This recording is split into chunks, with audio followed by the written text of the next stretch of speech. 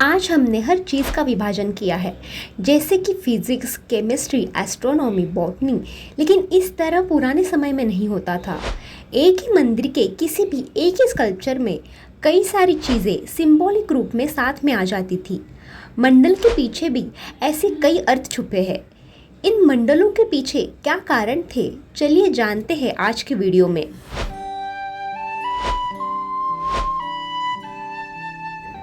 मंदिर में मंडल हमेशा मंदिर के सीलिंग पे दिखाई देते हैं और संस्कृत में इन्हीं मंडल को भुवनेश्वरी मंडल कहा जाता है। लेकिन ये हमेशा सीलिंग पे ही क्यों होते हैं, इसके पीछे भी कारण है।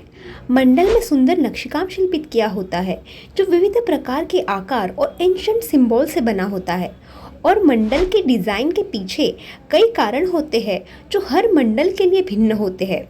हम मंडल के पीछे छुपा उसका अर्थ मंडल पे बने नक्शकाम से समझ सकते हैं। कोई भी मंडल एक बिंदु से चालू होता है जो सबसे मध्य में होता है। ये बिंदु उच्चतम शक्ति को दर्शाता है जिसमें से सब निर्मित हुआ है और उसी में सब कुछ वापस जाना है। इस मंडल के नक्शकाम में जो नक्शे होती है उसमें इस तरह के सिंबल्स और डिज़ाइन बनाई हुई होती है जिन्हें सकारात्मक शक्ति का स्रोत माना गया है। और ये सभी मंडल ज़्यादा करके हमें मंदिर के मंडप में दिखाई देते हैं। पुरातन समय में सबसे पहले मुख मंडप, रंग मंडप, सभा मंडप, अंतराल और गर्भगृह ऐसे क्रम में ही मंदिरों की रचना की जाती थी। और उनमें ज़्यादा करके मंडप में मंडल होते थे और वो मंदिर के सीलिंग पे बने होते थे। बड़े मंदिरों में मंडप कई प्रकार के होते थे और उन सब में मंडल होते थे। क्योंकि मंडल को शक्ति का स्रोत कहा गया है, वो गर्भगृह के बाहर पॉजिटिव एनर्जी निर्मित करते हैं। उन्हें एक हाइट पे दिखाया जाता है जहाँ कोई मनुष्य उसे स्पर्श ना कर सके और सभी लोग हमेशा मंडप में ही एकत्रित होते थे। तो ऐसी जगह मंडल का होना महत्वपूर्ण है जो सभी लोगों को सकारात्मक ऊर्जा दे सके। अब हम पुरातन मंदिरों से मंडल के कुछ ऐसे उदाहरण देखने वाले हैं और उन डिज़ाइंस में छुपा हुआ उसका अर्थ भी समझने वाले हैं। डॉक्टर रेखा राव लंबे समय से एंशंट इंडियन टेम्पल्स पे रिसर्च कर रही है और इन्होंने इन पुरातन मंदिरों के बारे में कई पुस्तकें भी लिखी है। मैं जो भी मंडल आपको बताने वाली हूँ वो उनके रिसर्च से ही मुझे समझ आए हैं। मंडल में बनाया हुआ नक्शकाम कभी सर्कुलर शेप में होता है तो कभी ये स्क्वायर शेप में होता है। हर मंडल में 3 भाग होते हैं। मध्य में बिंदु होता है जो मंडल का मुख्य स्रोत है जिसे पुरुष भी कहा जाता है। आगे वलय होता है। वलय यानी कि कॉन्सेंट्रिक सर्कल्स। इनमें जितने भी पेटल्स या ज्योमेट्रिक पैटर्न्स होते हैं उनके पीछे भी कोई ना कोई कारण होता है। और अंत में भपुर होता है यानी स्क्वायर बाउंड्री। ये भपुर मुख्य भगवान और ब्रह्मांड इन दोनों की स्थिरता को दर्शाता है। 4 कॉर्नर्स में कुछ मंडल में कीर्तिमुख दिखाई देते हैं। मंडल पूरे ब्रह्मांड का संक्षिप्त स्वरूप है। ये मंडल केशव सोमनाथपुर मंदिर का है। ये मंदिर 13th सेंचुरी का बना है जो होयसला डायनेस्टी में बना था। मध्य में एक बिंदु है। इस मंडल में 16 पेटल्स दिखाई देते हैं जो पुरुष के 16 कलाओं को दिखा रहे हैं, जिनमें 5 कर्मेंद्रिय, 5 ज्ञानेंद्रिय और मन, बुद्धि, अहंकार, चित्त, नाम, चेतना ये आते हैं। इसके आगे हमें 3 कॉन्सेंट्रिक सर्कल्स दिखाई दे रहे हैं जिनमें एक प्रकार का रिपीटिंग पैटर्न है जिसके 2 भाग हैं जो ब्रेन की तरह दिख रहे हैं। ये 2 भाग शिव और शक्ति यानी पुरुष और प्रकृति का स्वरूप है।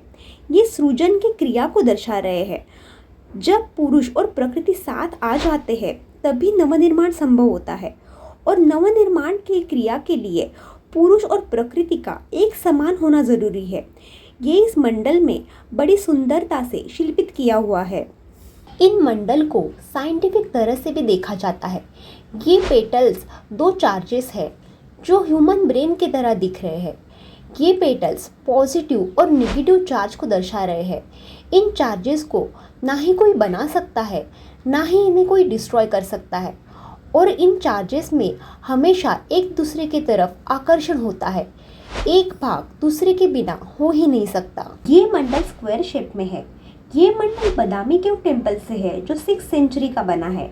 ये स्वस्तिक मंडल है जिसमें 4 स्वस्तिक है जो एक दूसरे से जुड़े हुए हैं। मंडल के 4 कॉर्नर्स में 4 मरुदेव शिल्पित है। इन मरुदेवों का स्वस्तिक से संबंध इस मंडल में बताया गया है। स्वस्तिक एक शुभ प्रतीक चिन्ह है जो इंडस वैली सिविलाइजेशन में भी दिखाई देता है। ये शुभ भविष्य, शुभ कार्य, शांतता और समृद्धि को दर्शाता है। मध्य बिंदु सूर्यदेव को दर्शा रहा है। ये स्वस्तिक 4 ऋतुओं की नियमितता और उनके चक्रों को दर्शा रहा है जिन्हें सूर्यदेव नियंत्रित करते हैं। और इनका ऋतुओं से संबंध इसीलिए समझ आता है क्योंकि ये मरुदेव 4 ऋतुओं के देव है। मरुदेव के शिल्प में बादल है, एक जगह उनके हाथ में तलवार है जो बिजली और तूफान को दिखाती है, एक जगह एक रस्सी हवा में उड़ रही है जो वेगवान वायु को दर्शा रही है। ये मंडल यही दिखा रहा है कि एक ऋतु के बाद दूसरा ऋतु आता है और उन्हीं के कारण भूलोक में समृद्धि आती है। ये मंडल भी केशव सोमनाथपुर मंदिर का है। सभी मंदिर में विविध प्रकार का ज्ञान शिल्पित किया जाता था जिसमें कुछ साइंटिफिक थेरीज भी शिल्पित की गई थी। इस मंडल में यूनिवर्स की ऑसिलेटिंग थ्योरी को दिखाया गया है। इसमें यूनिवर्स के एक्सपांशन और कॉन्ट्रैक्शन को दिखाया गया है। मध्य बिंदु पूरे ब्रह्मांड का स्रोत है जिसमें से सब कुछ निर्मित है और जिसमें सब कुछ वापस जाएगा। एक बिंदु से ब्रह्मांड बढ़ रहा है जो ये सर्कल्स दिखा रहे हैं, और अगर हम इसे रिवर्स में देखें तो वही यूनिवर्स छोटा होता जा रहा है और उसी एक बिंदु में समा रहा है।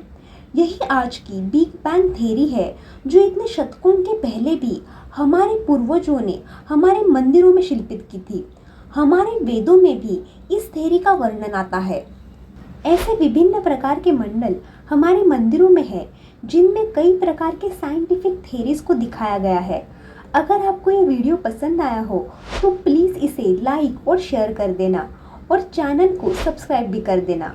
आपके समय के लिए आपका धन्यवाद। प्रणाम।